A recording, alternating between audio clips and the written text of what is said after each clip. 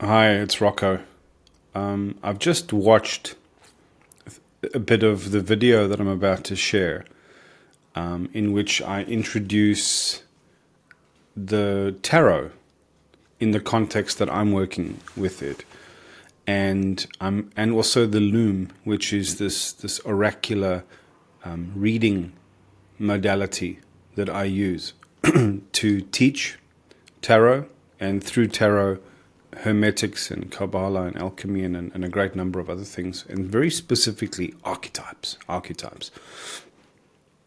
But it's also a modality I use as an oracle to divine certain answers. Now, you need to watch the whole video to understand what I mean by that, and I explain my use of the tarot, how it relates to things.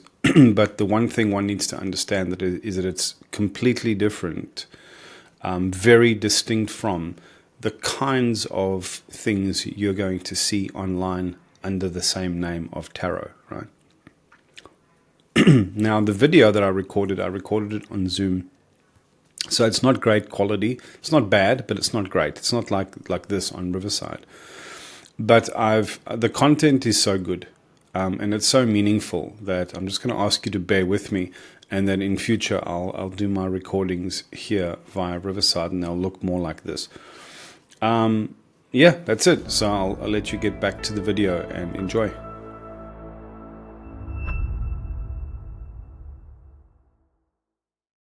Hello, I'm Rocco. I have a few online projects with sort of modest subscription. One of the things that I'm doing is called Hermetica Reiterated. And so I am a student and a teacher of Hermetics and Kabbalah. And this has overlaps with other modalities you might have heard, like sacred geometry, alchemy, cosmic astrology. Now, as woo-woo as a lot of the sounds, all of these have a lineage and a history of seriousness and practice that is very, very far away from the kind of Instagram spirituality that we see expressed everywhere today. And one of the mediums that I teach through and that I work with a lot is called tarot. And most of us have recognized or have seen these sort of cards before, right? I just dropped one in there. And this is usually the domain of fortune tellers and kind of hacky fortune telling. Everybody's seen this guy before, you know. It's a very common picture. And, you know, our first exposure to things like astrology is through the horoscopes in a magazine. And, you know, I think at some point in everybody's life, we become a little bit curious about this. And then especially when we feel in moments of real frustration or desperation, or we're trying to look for some answers, we tend to take that more seriously than others. It's a bit like reaching for prayer when you're feeling desperate, even if you're not a religious person. But sooner or later, you probably have also encountered the idea, as with astrology, that says, how on earth can balls of gas in the sky or planets so far away be influencing my life? And I suppose that's the heart of the misnomer. Nobody that takes Hellenistic astrology, which is the latest emergent of astrology, like a renaissance that happened in which some serious students discovered what the ancient Greeks had said and practiced daily and had taken very seriously in their lives about astrology. When that had a resurgence, some serious scholars and practitioners allowed that, I got very interested actually, and allowed astrology to have a modern day renaissance, I'd say over the past 30 plus years. And this completely took away the domain of astrology from that hacky magazine nonsense that we sort of first encounter. And in much the same way, tarot has suffered the same fate, but it's never had a a renaissance. It's never had a serious relook by serious people in a serious way. And one of the things that this resurgence of Hellenistic astrology gave the world is an understanding to say that astrology is not causal. Nobody who is serious about the practice takes a look at what's happening in the skies and reads the archetypes of the planets and the signs and says that those stars and planets are causing anything in our lives. It's not causal, it's divinatory. Now, to go outside and to look at the sky and see certain banks of clouds coming is a way of divining that there's going to be rain. Yeah. If you are walking in a strange land and you come over the crest of a mountain and you look down and you're looking for water, you can be sure if there's any water to be found, it's going to be in the valley, in the lowest catchment point. That is a form of divination. It's not causal. You are not causing a river to flow by the determination that you make. You're divining. You're using your divine reason and understanding of the way that the world works and reality works and physics works to determine where water would be flowing. The claims made about divinatory systems such as I Ching, Hellenistic astrology, and things like tarot are the same. No one is implying that these cards are for paltry fortune telling. They are allow us to divine something. Yeah. And what tarot cards really are is they're a series of archetypes. And as we learned from Jung, archetype is a form of universal human language that we store as symbol and metaphor, tropes, different kinds of characters. And these show up universally in human culture as things like king or warrior or more sophisticated ones like sailor or mariner or pilgrim. We all understand what these archetypal characters mean, and sometimes we associate them with deities or with non-human presences that we feel that we are somehow in relationship with. Now, again, none of this needs to be supernatural, not whatsoever. The ancient Greeks, if we borrow again from the example of astrology, the ancient Greeks believed that they were in relationship with the cosmos. Aren't we all, in some way? And Jung made a serious study of archetypes. He was, of course, a student of Freud, and he disclaimed what Freud had said, that everything is about some sexual or oral fixations. He said basically that the experience that we have is a mythic experience. And that when you try and help somebody who's going through some form of psychosis or some form of psychological difficulty, to try and reduce it down into the psychological reductionist terms and give everything a label and um, a pathology and a syndrome or a you can understand the human mind that way, but the native language, Jung said, was the mythic, was the symbolic, was the allegorical. And this is, of course, why religions take hold so strongly in human culture, because humans, by definition, have this innate sense of codifying uh, our understanding of the world and our relationship to it, and what we think is happening from moment to moment. We encode that in forms of story or forms of mythos, we call it. And what is religion if not formalized mythos? Now, the mistake of religion is not in the beautiful stories or the examples or the allegorical descriptions of how the world might be created or how human beings ought to or could be treating each other in any given moment. It's in pretending that those stories are not just stories, in pretending then that they are the actual literal word of some supernatural being. And this is where we fall into trouble.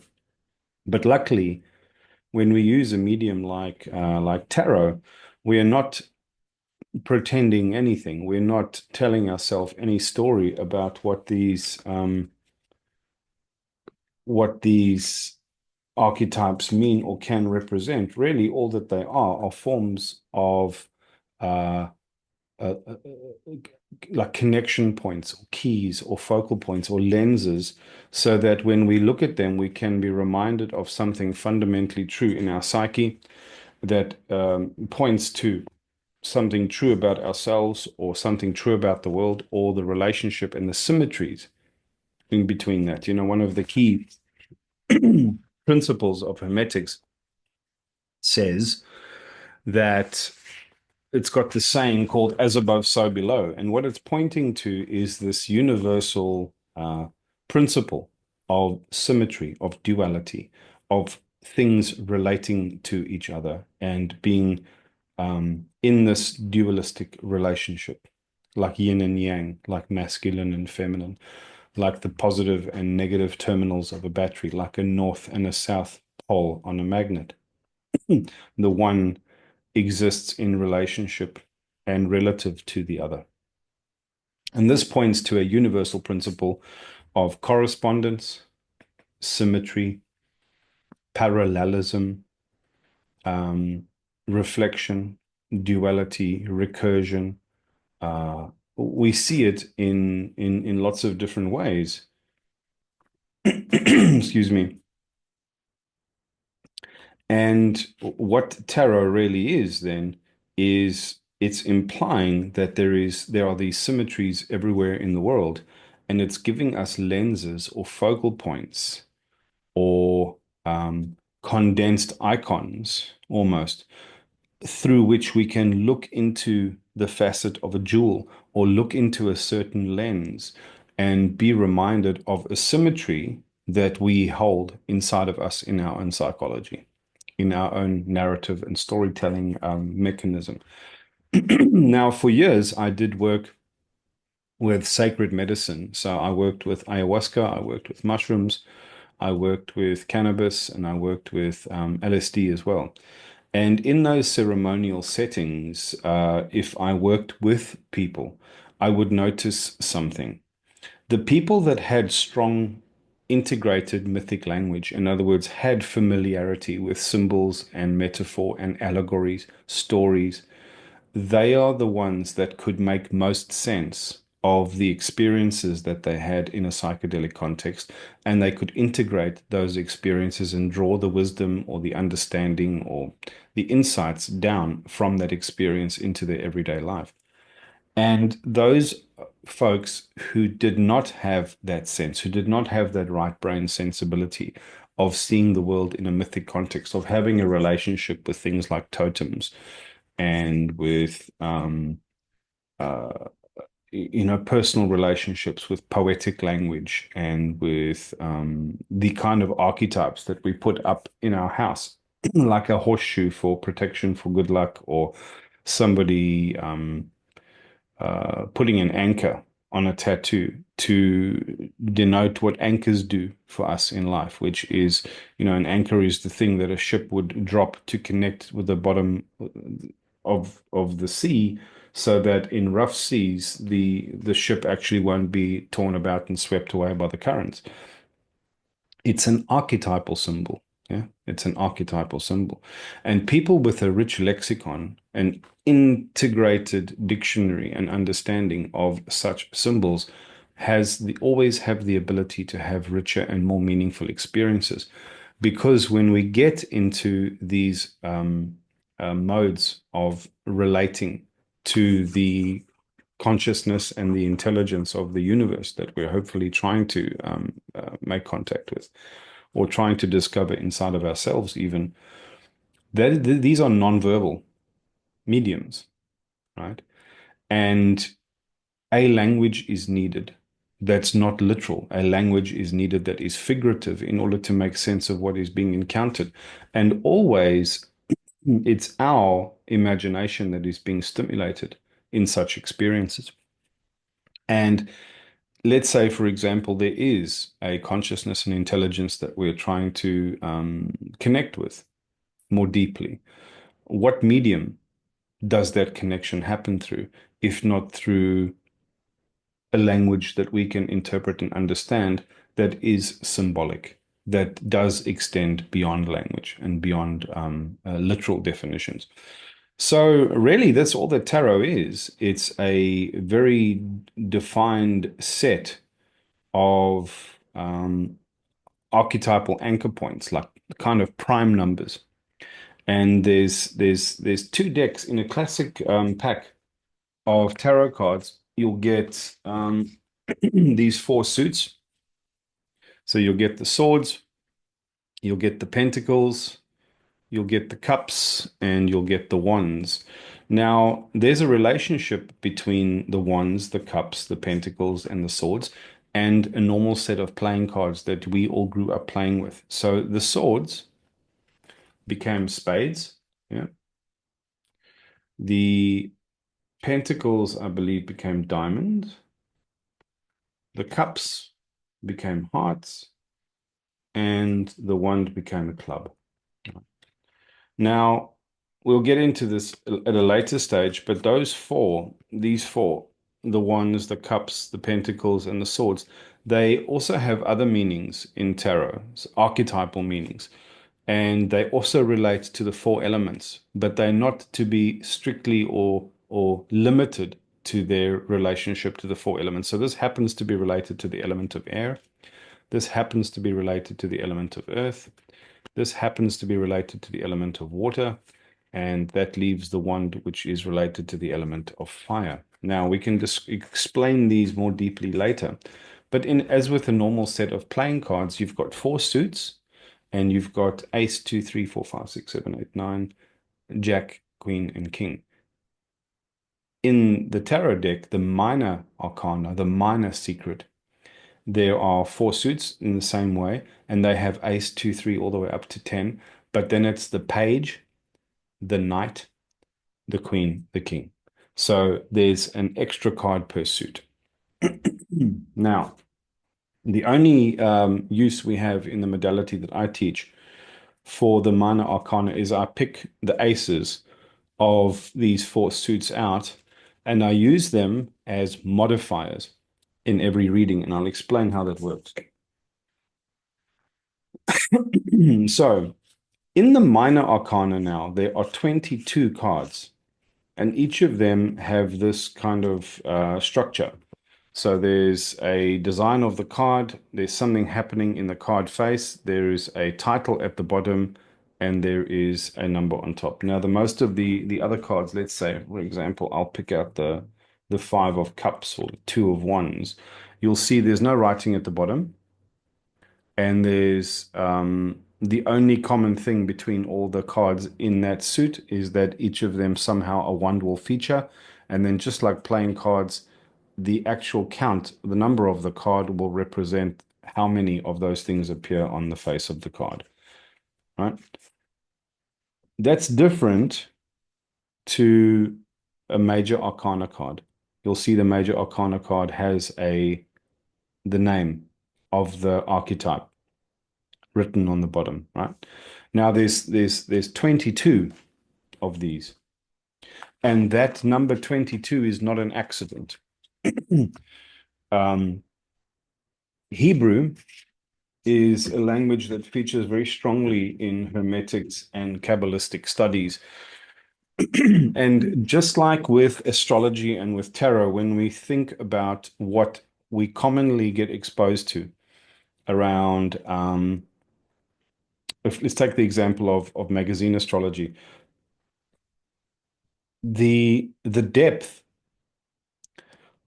of what you encounter in a magazine horoscope is banal, it's trivial. It almost diminishes our ability to take it any more seriously than it deserves because it seems so banal and shallow. And the mistake that we make is to think that the whole of astrology is that silly, right? Because that's how it's presented. It's exactly the same way when people don't trust science or don't trust mysticism or spirituality. It's because they have been exposed only to poor examples, right? Tarot, our exposure to this is in Mystic Fair fortune telling or in some breathy Muppet on Instagram basically reciting the gobbledygook that they get out of this little booklet in the pack. And I mean, this is the poorest insight as to what these cards can do and can mean. I'm not saying there's no veracity, but the first thing I did when I did this analysis is I threw them all away. Now, I was talking about the numbers on the top of each of these cards, and each of those numbers corresponds to one of the 22 Hebrew letters in the Hebrew alphabet. And the Hebrew alphabet is interesting because each letter is also accorded a number, yeah, and each letter has a meaning, a shallow, trivial, uh, literal meaning that's associated with it, and then also a mystical meaning. Now, I had a teacher, a Jewish lady called Tovi, and she actually had learned um, in Kabbalistic studies in what was called Biblical Hebrew, actually, was the analysis of each of the letters and what their meanings are, right? So those have been applied in here. Now, when we speak about Hermetics and Kabbalah and alchemy, just like tarot and just like astrology, the typical example of what we encounter, especially online, is this shallow um, equivalent of magazine astrology. It's not to say it all is, but 99.99% of it is. It's not to be taken particularly seriously, and it got exactly the same treatment as tarot and astrology.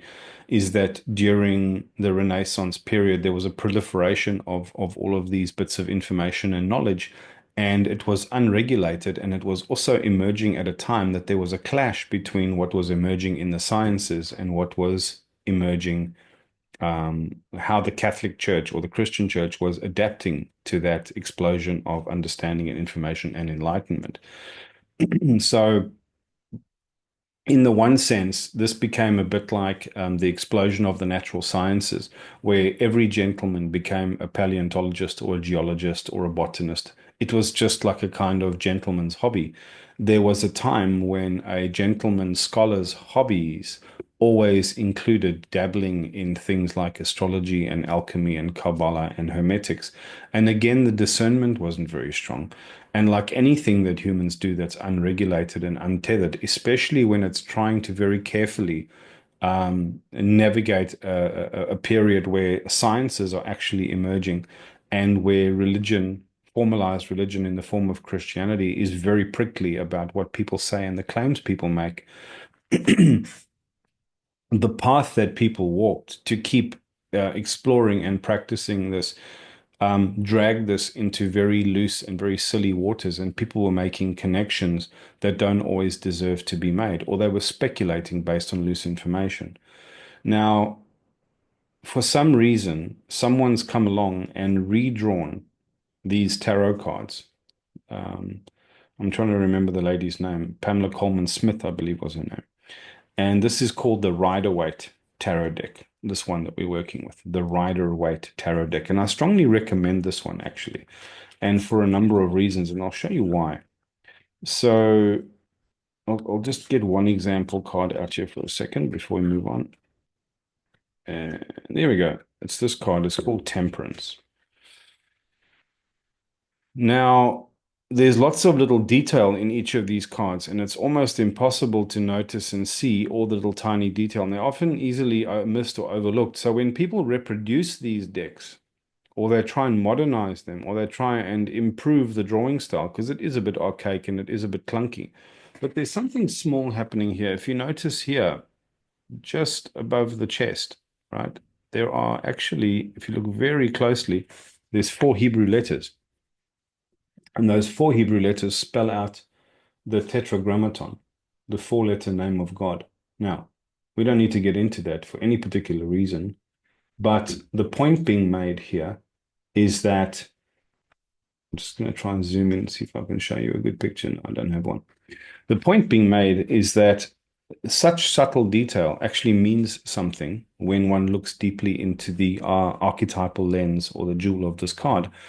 And the premise of Hermetics in the context that I teach is that discernment matters enormously so. And what you'll see is people reproduce these cards with an artistic discernment, but not with a hermetic discernment or a Kabbalistic discernment. They're not preserving the small details in exactly the right proportions in the places that they ought to be preserved in order for them to preserve those kind of meanings that these cards can carry. So I have done over a period of probably 8 months a deep analysis of every single one of the 22 cards in the major arcana, the major secret. And for every single one of these, what I did is I got my daughter, she's now 3, but she basically picked, I spread the cards out every morning and I told her to pick one. And then I would use that to decide which card I was going to analyze for those couple of days or for that week. And some of them took me a week. Some of them took me several weeks. Some of them were quick and quicker. And every single card I analyzed by the number on the top of the card, the numbers that were represented, the geometry that was visible or related to that number, the etymology both of the most prevalent symbols on the card and also of the archetype being named. I did an archetypal analysis. So let's say we were talking about the emperor. Obviously, one has to think about emperor figures, solar fathers. The emperor card, I'll show you in a second.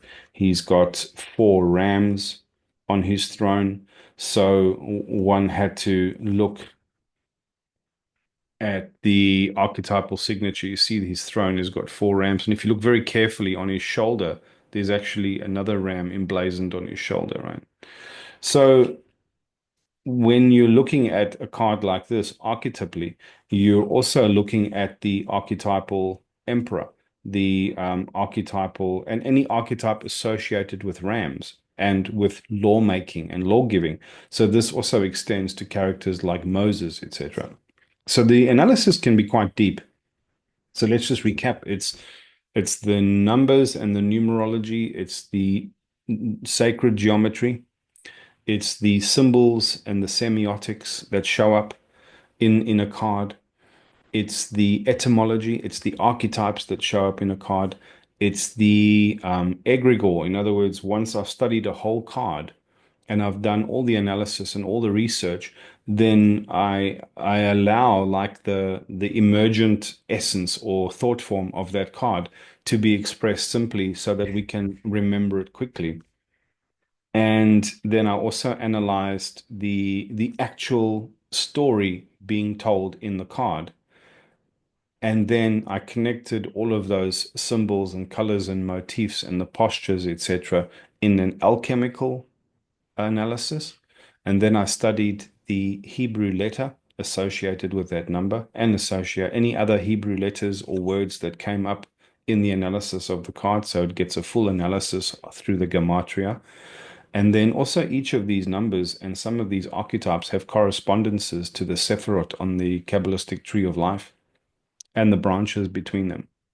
And each of these have a specific meaning, and each of these have a relationship that, again, are not mystical.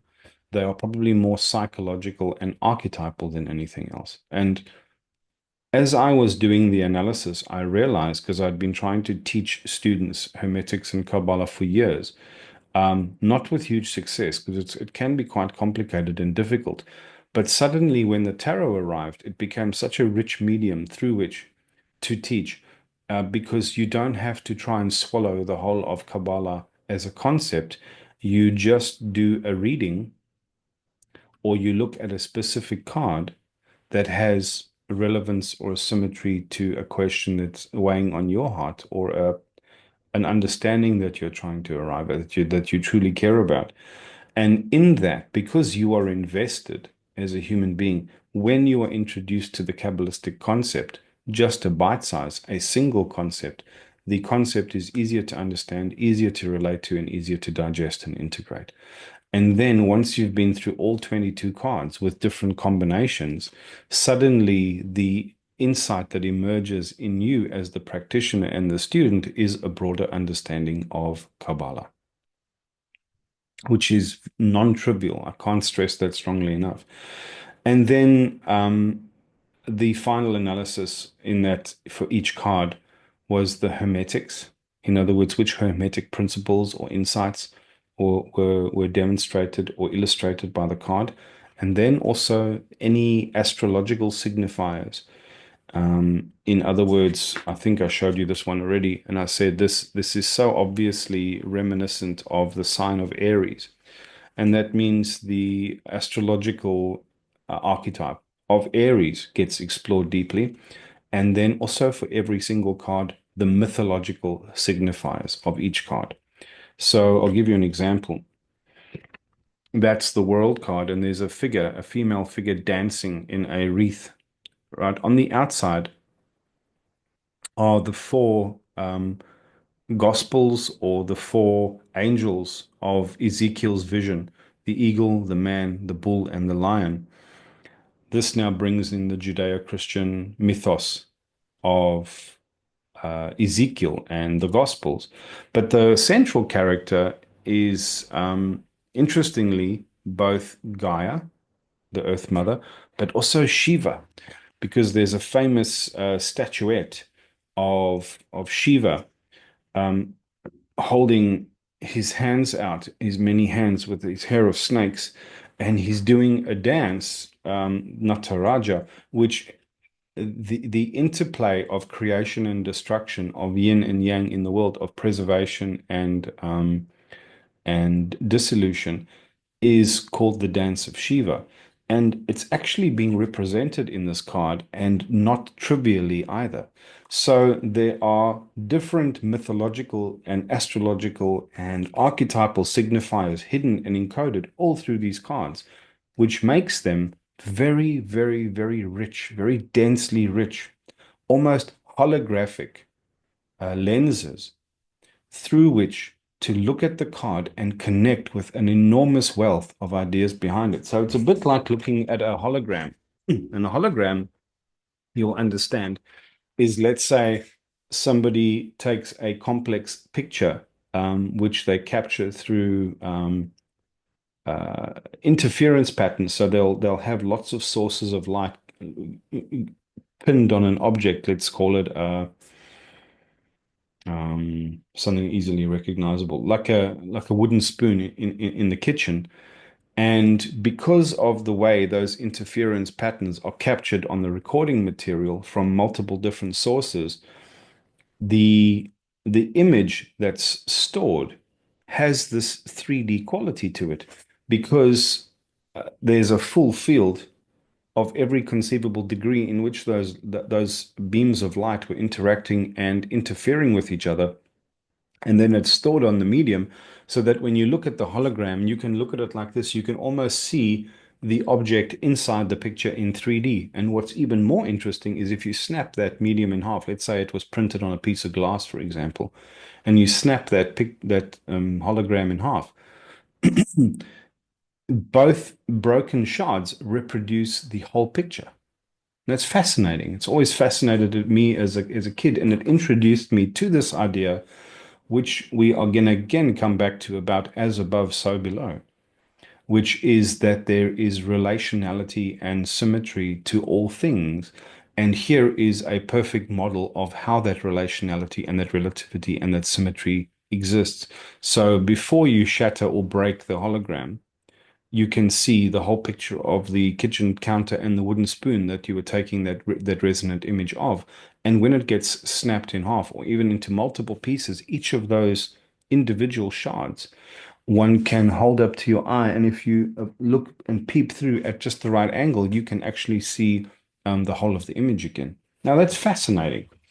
And what it turns out is that these come together in such a holographic arrangement that there is symmetries and resonances and pointers between these cards from one to the other.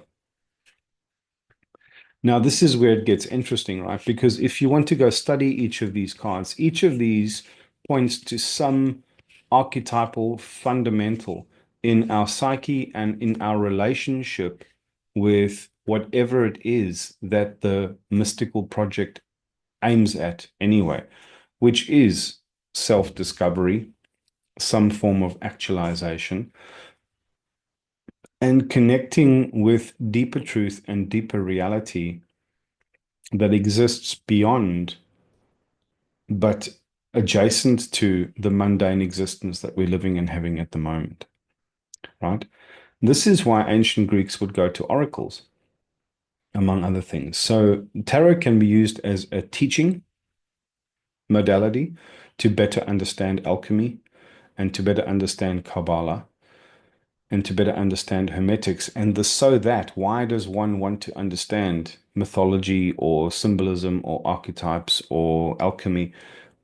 It's because of the richness of that language and that modality that it has to us so that we can better understand ourselves and we have a better descriptive language for the process that our souls and our psyches are going through anyway. So that's what alchemy really is. Alchemy is not about mixing stuff in a pot and turning lead into gold. That's allegorical. What alchemy really is what the function of life is really. So we can say that a soul comes into the world in order to fulfill a sort of dharmic contract, right? What is your soul's dharma? What have you come here to do, to experience, to learn? What gift have you come here to be to the world? What invitation have you come here to embody through your life?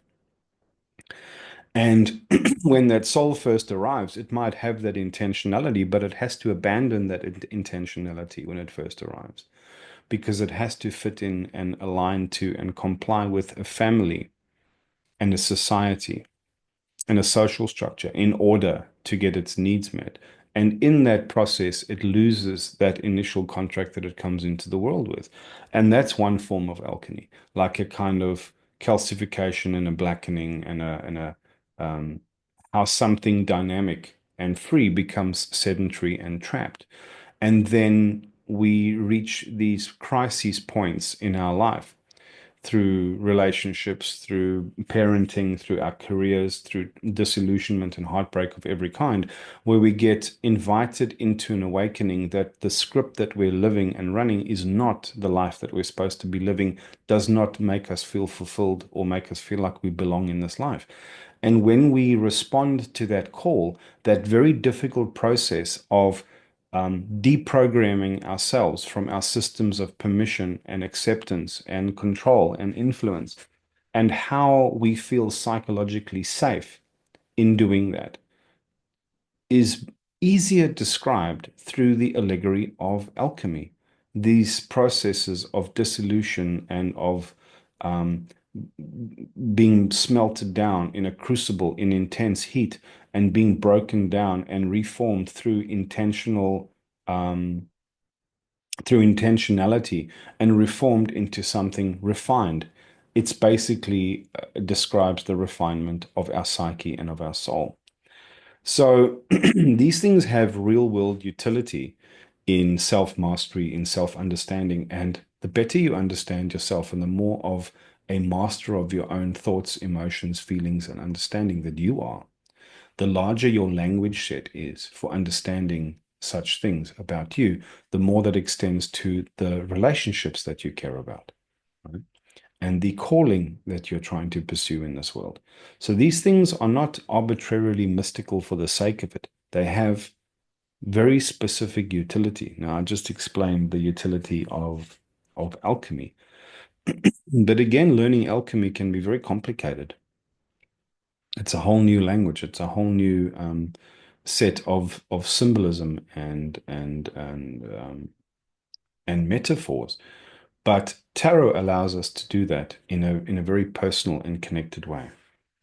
So what I'm going to share with you now is a modality that I developed on how to use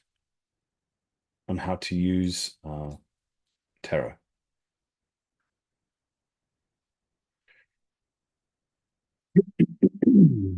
Share my screen. There you go. So everybody takes things more seriously when it's about them, right? So the loom is a divinatory method that I established to do a reading using the 22 cards of the major arcana, throwing away that little white booklet. So you draw one of the modifier cards. So I'm actually going to give you an example of how this works. Uh, Full screen. Come on, full screen. I don't know how I do full screen.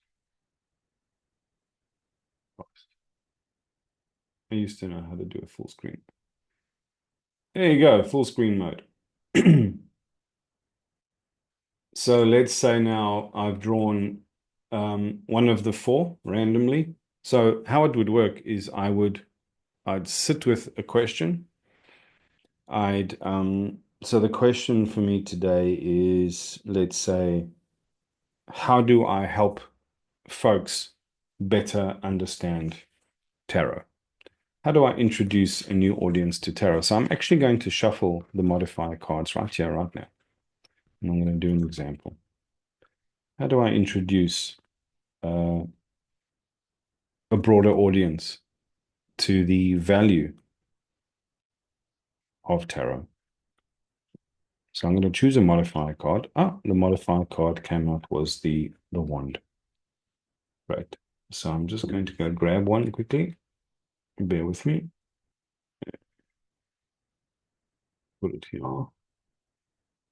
And I'm going to say, okay, so the modifier card was the wand. Put that there. And that basically just means that whatever, if this puts a top spin on the reading. Oh, I haven't shared my screen, sorry.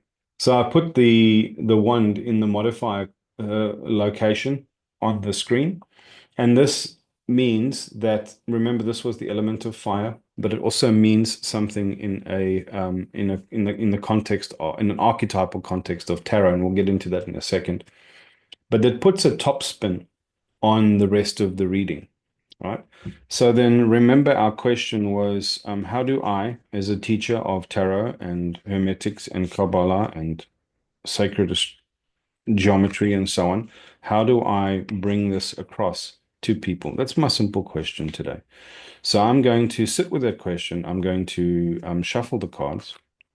And as I release that, like a form of prayer or like a chat GPT query to the Oracle, I'm saying, this is my query. I'm genuinely connected with it because I'd like an insight as to how I might do that better. I shuffle, I split the deck, and I lay my cards out, just like that. And I will reproduce this for you online. So the first card that came up in the North Node section was Death. Yay. Now, first thing to be said, as an aside, Death is not a negative card necessarily. Yeah? So here we have the modifier of the Ace of Wands. Yeah. And we have this character. Let's see if we can zoom in. He's a skeletal figure carrying a flag, sitting on a pale horse. You can see two towers in the background there. There's a light rising, and there's a bunch of people who are having different experiences facing death. In the North Node, this is a concept we borrow from astrology. North Node means if you look at your astrological natal chart when you were born into the world, the North Node indicates something about that soul contract that we spoke about earlier, that Dharma contract that you came here to pursue and to fulfill. Now, that isn't a fixed thing. There is a quality that sort of relates to you based on the moment of your birth. But we'll find that at different phases of our life, or even different phases in a day, that North Node, that thing that we're leaning towards, that thing that is waxing in our sense of relevance and meaning in life is something that can change. So what we're saying in this reading is our North Node is we're going to take an idea and pin it in the North Node, and then we're going to take another idea and pin it in the South Node, and this forms a kind of suspension a tension. And in that tension, something is held between the archetypal tension of this card in related to our question and the South Node card in relation to our question. And it's going to inform us of something, right? So I'm going to share this again. And I'm going to give you an analysis of this card very quickly. So death doesn't mean somebody's going to die. It is a symbol of transformation. Transformation, right? And in order for things to transform, they have to go through cycles of birth and death. Just like a sine curve or like a wave or like the end of a year where it has to go into winter so that spring can emerge. The sun has to set so that it can rise the next morning, right? And what it's saying is in this position with the modifier of the wand, that there is the wand in this case shows up as that flagpole. So this thing is raising a flagpole as part of this inquiry about what do we set in the North Node? What do we allow to wax, to become more preeminent? The one set of terminology related to the North Node is called the Caput Draconis, which is the head of the dragon, and the cauda is the tail of the dragon, and one imagines a sort of figure eight Ouroboros dragon chasing and catching its own tail or reaching for something new in the sky. And the North Node was what the dragon was sinking its teeth into, and the South Node was the tail or the bottom of the dragon, in which case that which is passing away. So it's inviting us into a reflection of that which is dying and transforming and undergoing transformation in the world. And one of those things that's undergoing transformation in the world is our sense of how we make sense of the world. Right now, today, in 2025, in April, we can't, none of us can say exactly what's happening, but what we definitely can agree on is there is an ending happening here. We are going through some form of transformation, right? That's in our North Node. It's almost to say that is the territory that you have already entered, yeah? Now, in the location of the South Node, I have these two cats, the lovers, right? Hope I'm still sharing my screen. Yes, I am. So I can zoom in on the lovers a little bit. You can see an Adam and Eve figure. Now, very interestingly, he's looking at her and she is looking at the angel, the Gabriel figure that, or the Raphael figure that's presiding over this Hieros Gamos, the sacred wedding. Right? And between them is this mountain. And you can see this is a non-corporeal influence, an angelic or a higher influence that's presiding over this. And really what this card means when I did the analysis is um, the relationship between union and the path of desire. And the path of desire in this context does not mean any desire that we have base desires.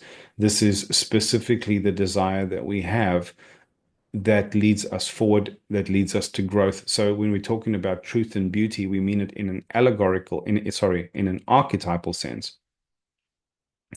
And his connection to that divine truth and beauty is through the union with her, and her connection to union is through her connection with sacred truth and beauty.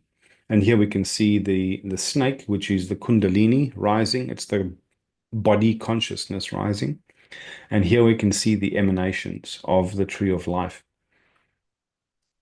So basically, what it's suggesting here is there are two pillars here, and this is a sort of central pillar.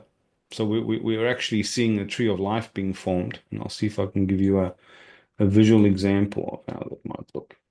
So something like that. All right.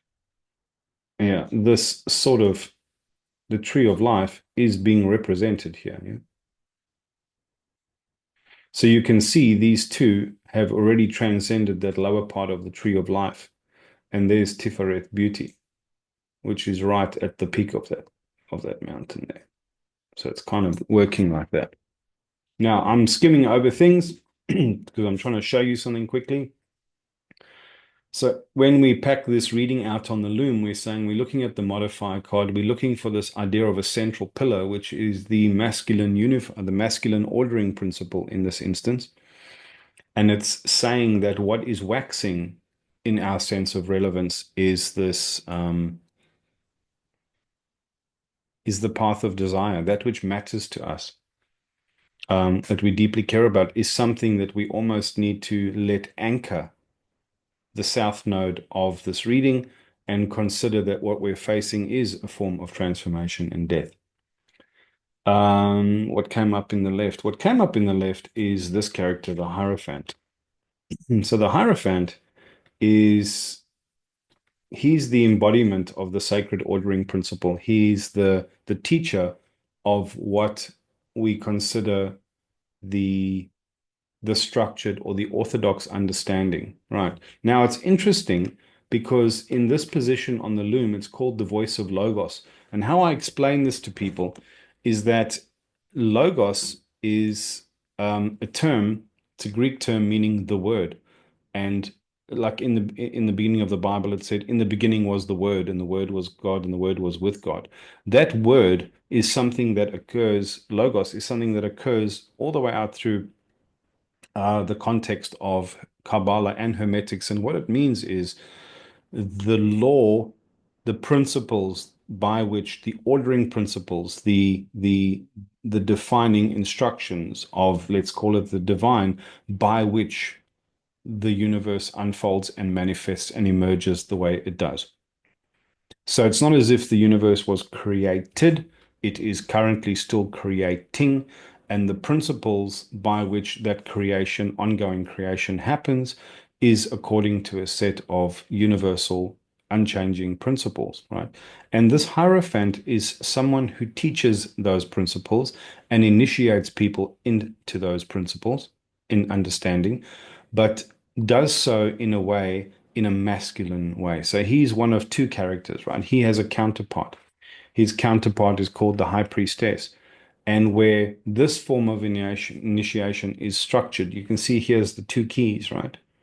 This is like the public and the private key in decryption. In other words, when you come to decrypt the intelligence and consciousness and the understanding of the universe, of the cosmos, and you want to allow it to come home inside of yourself. I need to share it again. There's the two keys, sorry. If you want to come and decrypt that knowledge and that information, the Hierophant provides the public key. They can share the information, but you have to come with a private key, your own consent, your own conscious participation in this process. And that's really what initiation is. It's the beginning of a process of discovery and change and the evolution of the soul that is self-directed, but guided by these higher principles, which is what Hermetics and Kabbalah aims to teach, right? And here we see that if we want to, and look at the staff that he's holding. So how does the modifier show up in this card? It shows up again as the middle pillar, but it also shows up as the staff that he's holding. And the staff has got 7 points to this crozier. And that is, of course, the 7 Hermetic laws. So it's saying that how do I introduce people to the modality of tarot? I let them know, remind them that we are facing a kind of death and ending of the period of the reality that we've become used to and known. That what needs to anchor us is in this query is our sense of true desire in life. What is that which we find most beautiful and fulfilling that we are pursuing with our whole selves in this life? These are non-trivial, non-worldly things. These are the things that create meaning for us, yeah? And then in the voice of Logos on this side of the loom is the Hierophant. It's this masculine ordering principle that structures the teaching and safeguards the teaching to make sure it doesn't get broken and distorted, but also facilitates that promotion and that initiation, promotion of the ideas and promotion of individuals to levels of appreciation and understanding and integration, wherein they can understand that they are being included into a participation of sharing certain kinds of knowledge that are non-trivial, that are going to make them players of the sacred game. Yeah. Which then leaves us as to what card shows up in that side. And the card that shows up is called Judgment. Now, Judgment is a very interesting card. Very, very interesting. And it doesn't mean what people think. Right? So here we see, I think this is Gabriel. I sometimes get these confused. Yeah. And he's issuing a statement which is very reminiscent of the image that we get from the book of Revelations with the angels breaking the seals and blowing the trumpets, right? This is like the reckoning, the end time. And we need to understand what judgment means. It does not mean the opinion of people in judgment of other people deciding what they did right or wrong. This is not archetypally what judgment means. What judgment means archetypally is pronouncement. Pronouncement. So that angel is blowing a trumpet and they're making a pronouncement. Or they're not making a pronouncement. This is pronouncement. And what pronouncement is if you make something out of wood, let's say, and then it gets sanded or worn down, what will become pronounced at the end of it is the grain of the wood, right? If a rock in a mountain has got a core that is stronger than the outer rock, or it's a combination of softer sandstone and harder granite, as the rain erodes over time, the judgment, the pronouncement of Logos will be made visible because you will see that the way that the river settles at the bottom of a valley over tens of thousands of years is a pronouncement. It's pronouncing how the landscape would allow the river to settle based on laws of physics and tectonic movement. What transpires in our life, what we think of as like, let me put it to you this way. During a day, it's not like we run out of time, we run out of cycles. Yeah. Um, every single time while I'm eating a meal, that meal will come to an end. But I'm not running out of time during the meal. But there comes a last time that I pick up the spoon and put it in my mouth, and I can either get or miss the opportunity to savor and taste and connect with gratitude to the meal that I'm eating. Right. I could have just shoveled the whole thing in, right, and swallowed it all and kind of only realized afterwards that I ate too quickly or I missed it or I ate too much. I didn't run out of time. I ran out of cycles. I ran out of the opportunities of repetition wherein I could bring my presence, my intentionality, and my discernment to bear on that moment. And it's the same thing with a conversation. It's the same thing in a relationship. It's the same thing in a life. It's the same thing in a day. We don't run out of time, but we run out of cycles. Eventually, cycles come to an end because the cycles of a day belong to the cycles of a lunar month, belong to the cycles of a solar year. And we have infinite time to do things, but we don't have infinite cycles. Yes, sure, a new cycle will begin, but that old cycle will have come to an end. Like, remember when we said the first card was death? It means that there are endings to things. And the only way we step forward really is standing naked of the past. We have to fully accept what was. Otherwise, we split our consciousness, we split our soul, we split our intentionality, keep trying to solve or lament or grind our teeth or agonize over something that has already passed and gone. Yeah. And so what judgment is pointing to is it's saying, this is very interesting actually. It's saying that with these two X's, this is like a contract. This is the beginning of a packet and an end of a packet. If you look, you can see there's a kind of helix pattern. Let me see if I've got this drawn somewhere because There you go. Let's see if I've got this. No, not there. 1 second. I have drawn this somewhere, and that might be interesting. This is a similar sort of thing, right? It, these two X's here. This is actually like the helix of the caduceus, yeah, where these two snakes are intertwining. Every time they cross over, there is an X, right? And in the middle of every one of those X's, just like this, in between that X and that X is a packet of continuation, yeah?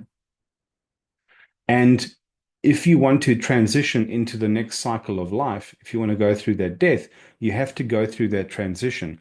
This X that opened here has to close with the X over here. Yeah. This X, this is card number 20. It means it's the end of that cycle, right? And this is where the pronouncement becomes relevant. In other words, we have to face the reality that we helped emerge. We have to face the reality that we helped to emerge. So let's take a step back again. It's saying that, yes, we're facing a time of change. We have to anchor our understanding of our question through that which we find meaningful, and it's called the path of desire.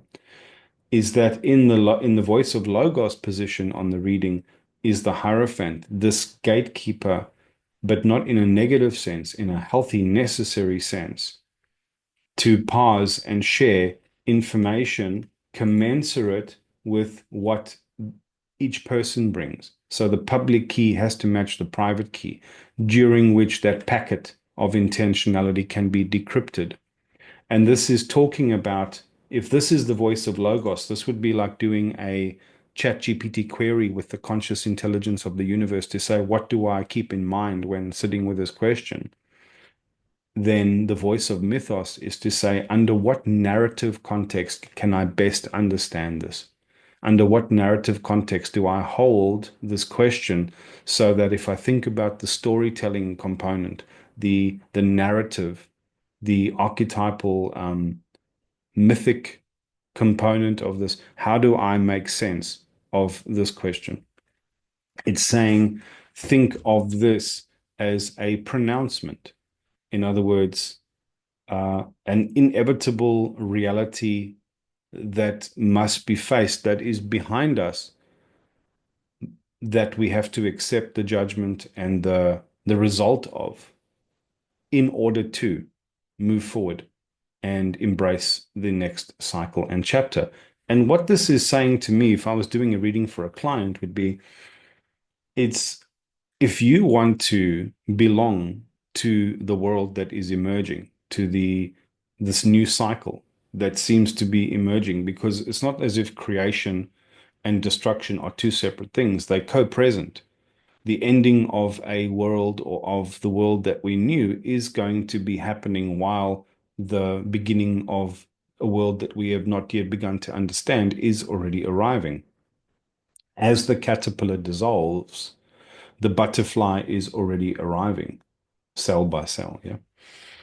And it's suggesting that this is the salient conversation. Yeah. If you want to hold the hook, the staff of power here, if you want to connect with this central pillar that's going up towards actualization and meaning and understanding, you have to set in your mind in the North Node that deaths and endings and transitions come. You have to realize that your path of fulfillment and desire cannot be fulfilled in the way that we were going, that something needs to change, that you need to submit yourselves to forms of initiation into deeper understanding of knowledge and of life and of yourself.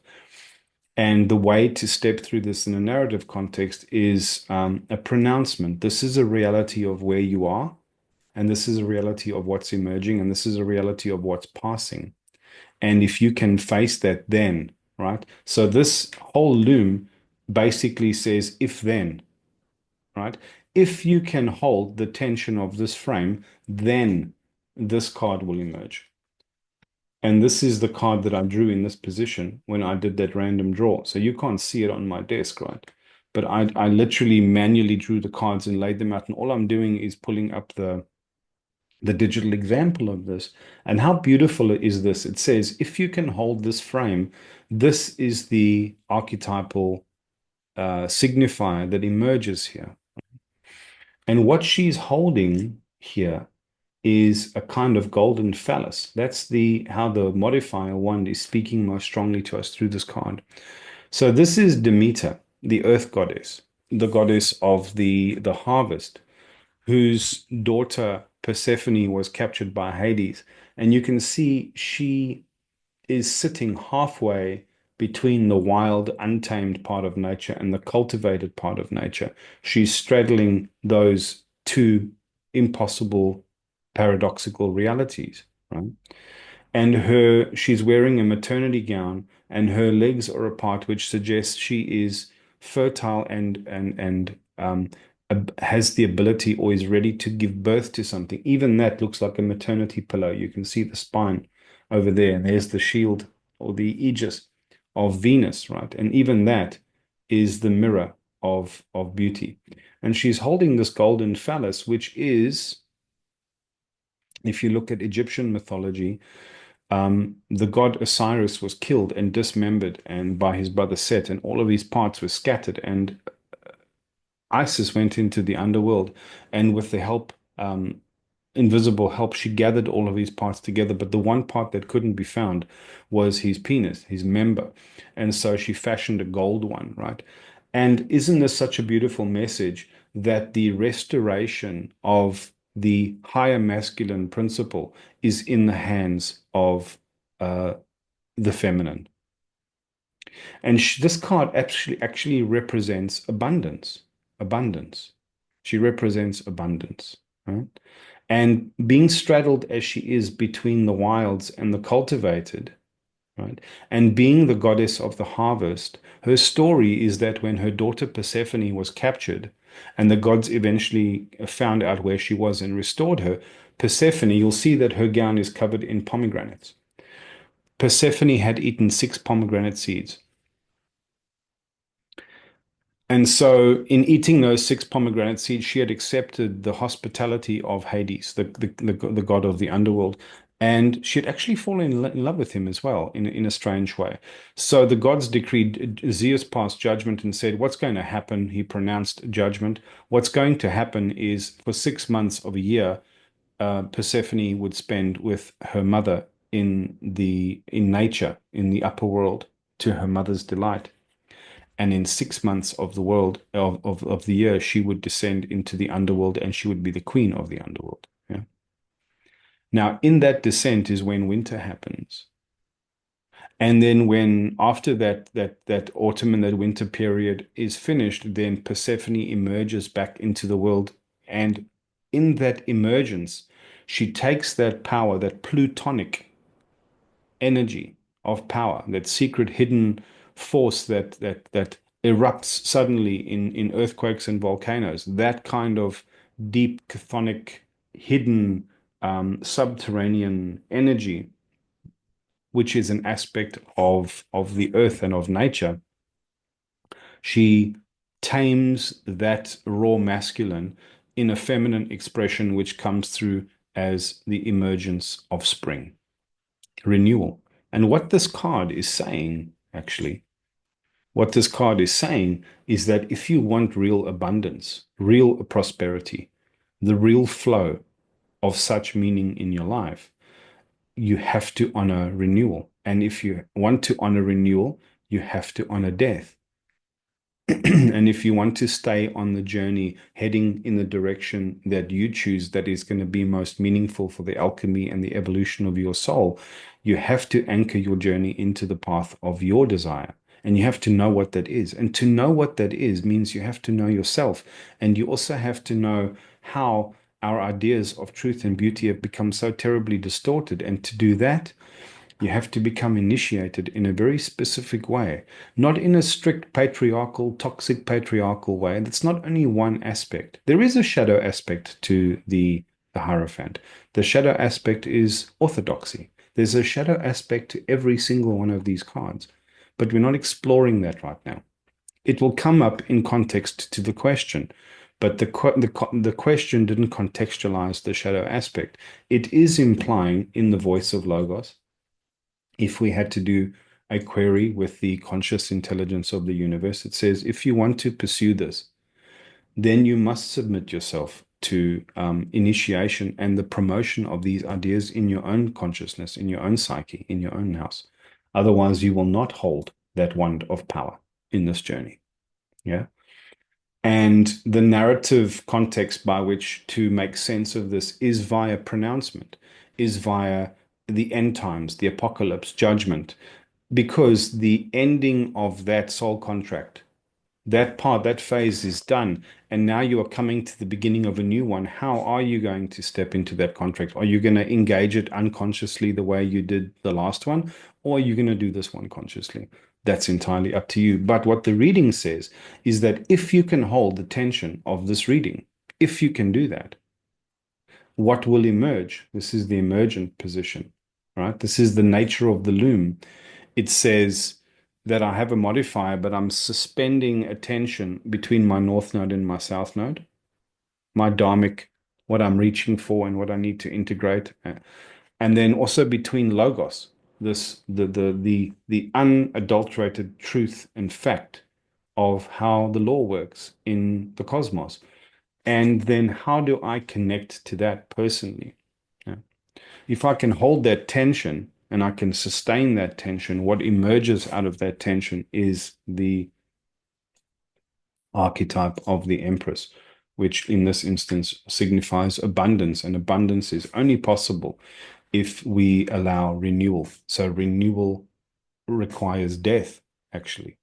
Renewal requires dissolution of what we used to think and believe, how we used to operate, even to a degree, our identities and how we used to be. Now, it's very important to understand that this initiation that this Hierophant represents is not an initiation where you submit to somebody else's will without bringing your own. It is the invocation of your own will, your own consent to submit to a certain process, the way you would when you go to yoga, the way you would when you go to a jiu-jitsu class. You sign up under that dojo, under that coach or that instructor, and you are not saying, control me like this is a cult. You are saying, can you please teach me? But I'm agreeing, I'm submitting, I'm yielding to this way of instruction, to this philosophy, to this mode of practice. Yeah. And this is the nature of the reading. So I drew these cards at random. I hope I've given you a good explanation here of how this works. I hope this encourages you to try such a reading. Now, if you want to try and learn this on your own, the learning curve is steep. I'm going to give you a firm heads up. And one of the biggest concerns you can have is to practice such a reading and then to draw from nonsense information that's going to mislead you. You don't want to do that. So for a short while, what I'll do, and I'll leave a link in the video below, is I will provide a discounted rate for people who want to try and test and do a reading with me. And we can go through a couple of these in our setting, in our session together. In addition, you might want to actually learn what these archetypes mean. That's what I actually recommend, right?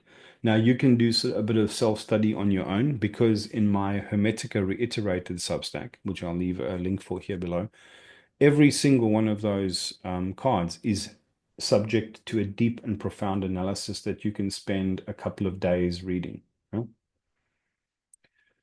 And what I've also done is I've summarized every single card and I've put it into a single post on Substack, which I'll also provide a link for here below, just in case you want to use them as quick references to realize what each card in each position might be saying to you when you do such a reading. Additionally, you might want to actually begin to understand how to apply this understanding of archetype and alchemy and Kabbalah and Hermetics and cosmic astrology, so that you can make sense of it in your life, so that you can upgrade and deeply expand your own library and your own internal lexicon of these archetypes and these principles so that you can take such a journey of initiation and leveling up more seriously.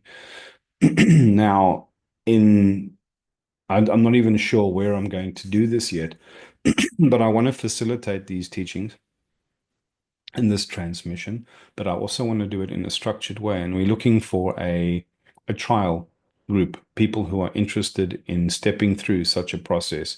So it will be agile, which means we'll figure it out as we go along.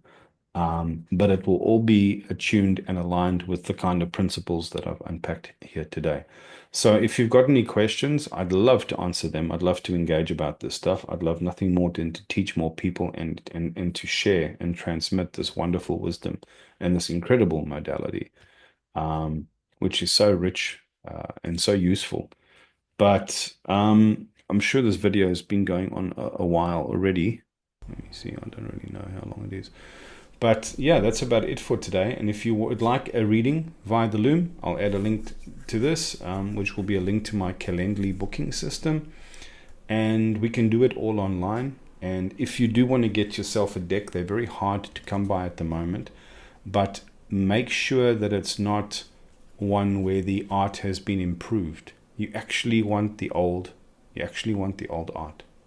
You can't improve on this, right? These things have got very special signatures in you we don't want to lose. It's the beginning of a profound journey. Yeah, and I'd love to welcome you into that. So until next time, I'm going to wrap it up there, and I'd love to hear your comments and your questions, and I'd love to hear from you. Thanks. Hello, folks. I'm probably going to insert this in that long video that I did in a few other places as well, but this is announcing a webinar. It's related to the tarot, obviously, and it's related to that modality of the loom. But in this webinar and a series of these, I'll be covering individual archetypes. And I thought a great place to start would be the Emperor, because it's such a prominent and profound archetype that we live in relationship with every single day in the modern world. You know, when the shadow side of this obviously is what people mean when they talk about toxic masculinity, the patriarchy, and the spirit of empire. Now, the spirit of empire is something that's allowed us to create the modern world and to expand all of our sciences and our fields of endeavor, our human endeavor. But it's also the shadow side of it, you know, which is that drive for expansion and domination and control that isn't balanced and moderated by the feminine of the Empress or by our relationship with divine or upper laws, yeah, like the Logos. And so if you want to do a deep dive with me on the Emperor and understand this card fully so that you can better understand the relationships that come up and are implied when you're doing your readings, or even just to look through the archetypal jewel and understand the present moment and yourself and the forces and influences that we're in relationship with better, then this will be a good place to start. So I'll leave all of the details for that in the link as well, and I'll probably post something under Hermetic Reiterated Substack, and I'll advertise it in a couple of places, and I hope to see you there.